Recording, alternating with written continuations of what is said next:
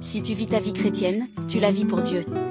Tu dois examiner quotidiennement si tu es en bonne relation avec Dieu, ton Créateur. En effet, la révolution dans le monde de la technologie d'information et de communication au cours de ce dernier siècle a entraîné des multiples changements dans la manière de vivre de nombreux chrétiens et chrétiennes. Les réseaux sociaux sont devenus les seuls espaces pour exposer les aptitudes et faire promotion de sa personne à la face du monde. Regardez cette fille.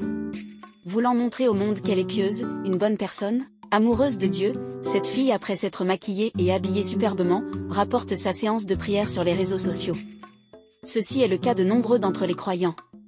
Ces derniers temps, les gens montent des scènes, les partagent sur les réseaux sociaux pour ainsi donner l'impression qu'ils sont des prieurs, des femmes et des hommes pieux. Cependant, dans la plupart des cas, les photos et les vidéos qu'ils postent sur les réseaux sociaux, ils ne le font pas pour Dieu. C'est juste pour être vus des gens. Tout de même, ces derniers cherchent à attirer soit la bienveillance, l'admiration ou l'attention des tierces personnes ciblées. Comme cette fille, après sa toilette et ses maquillages, elle s'est retirée pour prier. Regardez comment, avant de dire quoi que ce soit dans la prière, elle appelle ses amis pour lui faire des captures de photos et de vidéos. Posez-vous des questions maintenant, c'est une intercesseuse, une actrice de scène, une comédienne? Elle fait une prière à Dieu ou une scène de théâtre?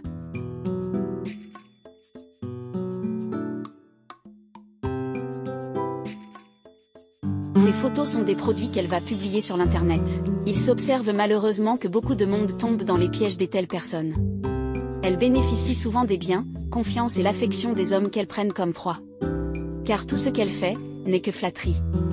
Là, Jésus-Christ dit dans Matthieu, chapitre 6. Verset 6, mais quand tu pries, entre dans ta chambre, ferme ta porte, et prie ton Dieu qui est dans le lieu secret, et ton Père, qui voit dans le secret, te le rendra.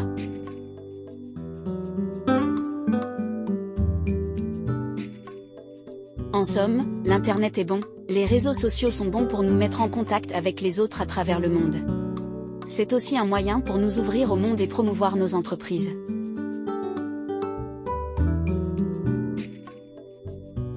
Chers frères et sœurs, faisons promotion de nos talents, nos entreprises, publions des prédications, des conseils pour le changement et plusieurs autres choses. Mais retenons une chose, nos prières personnelles restent un secret avec Dieu. Arrêtons l'hypocrisie inutile, faisons la volonté de Dieu. Arrêtons l'hypocrisie inutile, faisons la volonté de Dieu.